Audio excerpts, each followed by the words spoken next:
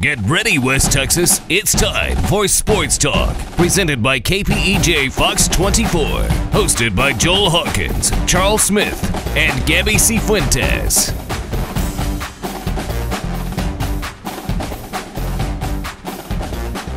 Hi, I'm Joel Hawkins, Fox 24 Sports Talk, here at Citibank Ballpark. Today we're going to be talking with some of the Midland RockHound players for this season. Joel Hawkins here with Anthony Aliotti, first baseman for your Midland RockHounds.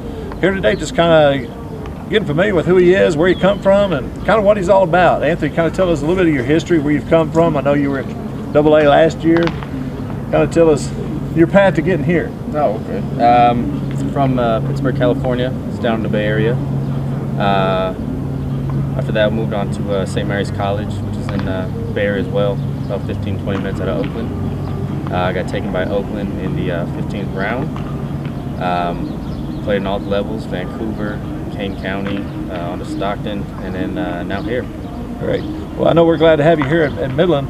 What is some of your daily challenges that you're facing from AA to AAA? What do you see as the biggest changes, adjustments? Pitchers get better every level. They locate the ball a lot better. It seems like they have a better understanding of how to pitch instead of just throwing, which is, that causes a daily challenge in itself. Right, good. I know it's certainly been successful beginning since the start of the season for you here. Adjusting from AA to here, it doesn't seem like it's been that hard of a transition at this point for you. I know you said you've been in the league, been in the development league, what, 6 years, I guess? 4. 4 years? 4 years, yeah. So that's pretty good for somebody that's just starting up. I know some of the pitchers that you've been against so far have been some of the top talent in the league, so that part seems to be a good adjustment for you. What about fielding aspects? I guess, of course, things get a lot faster and everything the higher up you go, but it seems like you've done pretty well with that. The speed of the game definitely picks up.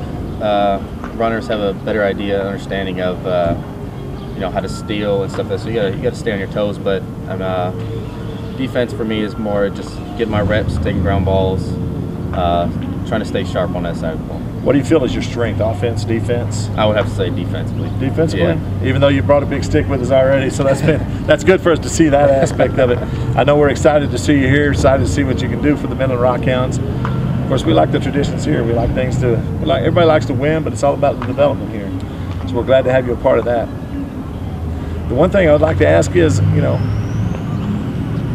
when you're set out, how can you handle watching a ball game when you feel like you can contribute? That's just something you got to deal with. We kind of got a rotation going, and everybody has to, take their turn. Kind of. It's just part of it. Right. Rest is needed. I mean, you want to be healthy every time you're on the field, so it's just part of the game. One last question, I guess I want to leave you with is, give us your pre-game ritual as far as, do you have any specific methods and routines you got to go through to feel like you're going to be successful that night? I know some people have that. We have a lot of superstitious people in that clubhouse, but unfortunately I'm not one of them. It's too stressful. It's too many things to do before a game. Right. So we keep it simple. All right, great. Well, I appreciate it. Thanks for your time. We look forward to seeing you in bigger things here in RockHounds. Thank you, sir. Appreciate it. Alrighty. Joel Hawkins here at Citibank Ballpark with right fielder Jeremy Barfield. Jeremy, just trying to kind of give us a little rundown of where you've come from, how long you've been in the system. I know you've been here at least a couple of years at Midland. Yeah. Kind of give us a little feeling as to what you've been through to get here. I got drafted in 08. I played junior college ball, Texas boy, born and raised, and went through Vancouver, best time of my life there. Then I went to Kane County, which sadly we're not with them anymore. Right. Then I went to West Coast and Stockton. That was interesting. That was eye-opening. Yeah, it was a great place to hit, that's for sure. And then, it's going from hitting there to hitting here, big difference. And so last year I struggled a little bit.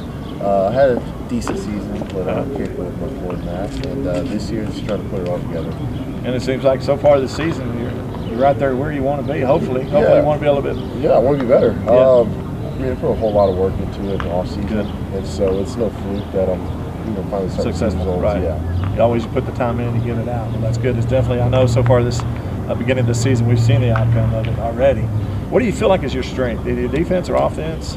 I don't know. Last year it seemed like defense wasn't hitting, but now I guess it seems like that's kind of evened out, right? Yeah. I know in the offseason, where'd you put most of your focus, trying to just stay in shape? Yeah, just staying in shape and just hitting. That's what I was a cage rat. I was in the cage all the time.